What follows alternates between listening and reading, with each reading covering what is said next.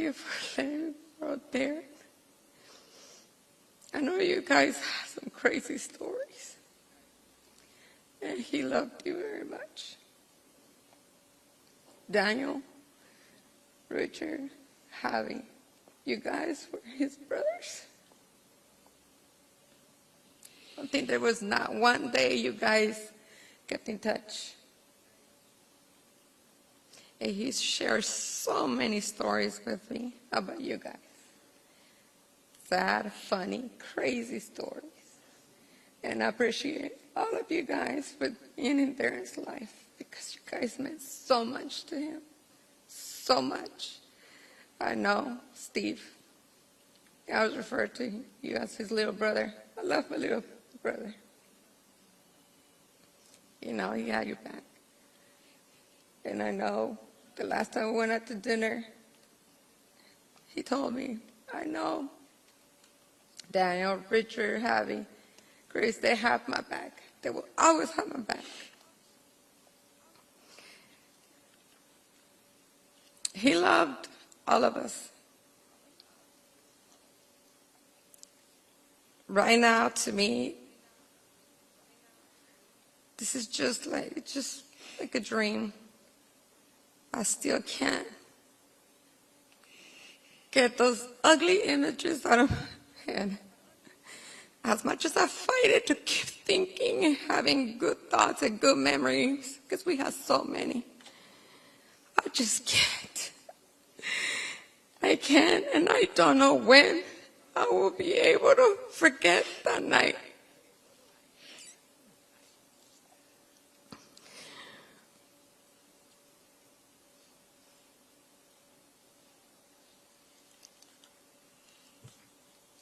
I wrote this letter. I wrote something for Darren. And it's not just, I just wrote it out there. Didn't check spelling or anything. It says, to my love, this is unreal. I cannot begin or even think how to process this nightmare. I miss you so very much, my love.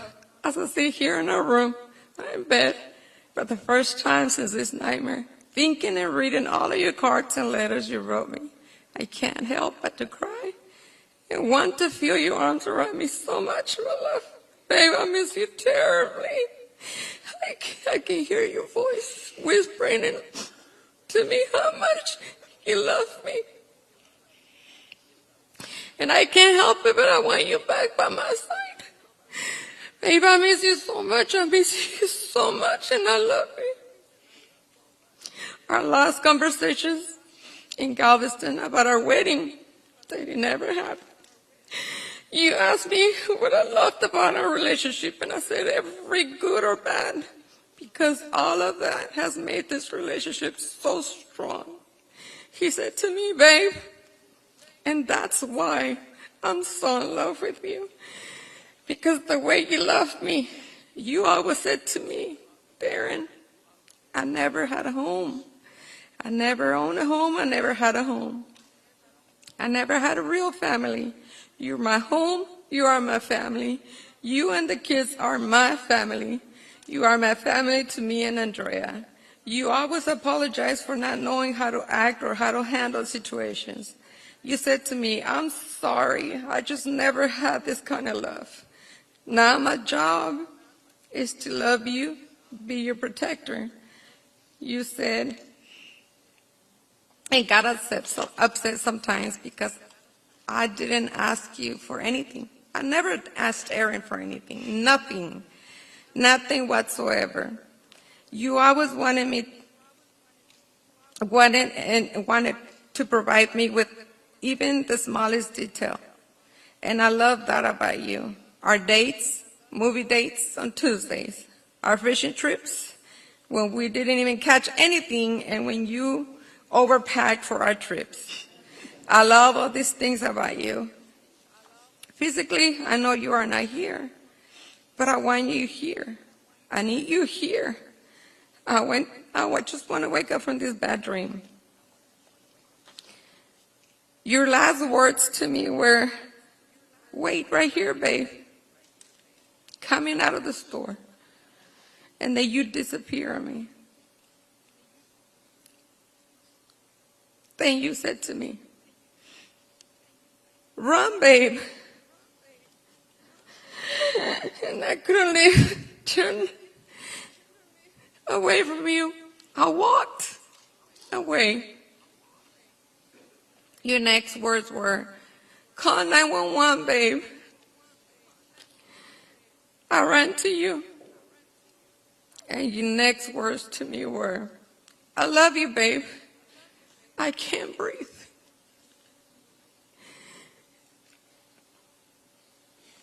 I am so glad I held him one last time. I love you so much, and that you will continue to protect us, my love. I know how much you loved us and your family. I know how much you loved Andrea, the kids, our kids, and all of our pets. Now, as you rest in peace, side by side with our two babies, may you always protect each other, hold each other. Give each and one of them a kiss for me and tell them how much we love them and how we waited and longed for their arrival. I love you so much. Until we meet again. And thank you, everyone that's here, every one of you. He always had a story. Every day he had a story. And he will say names.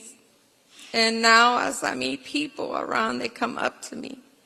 I have a face for every story. And I appreciate you guys being in Darren's life, those who knew Darren. Because he was a funny guy, sometimes sarcastic. He always thought he was bilingual.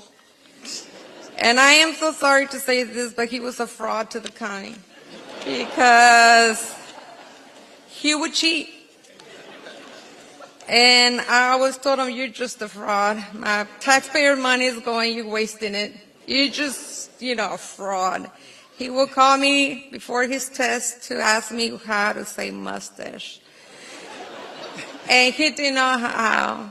He didn't know how to say firearms. He thought it was a cohete. He thought it was, and that's a firecracker. So we have so many memories, He shares so many memories. He took good care of my kids. He's always there. He was always there for my kids. He was always there for the community, my neighbors, the neighbors, everyone.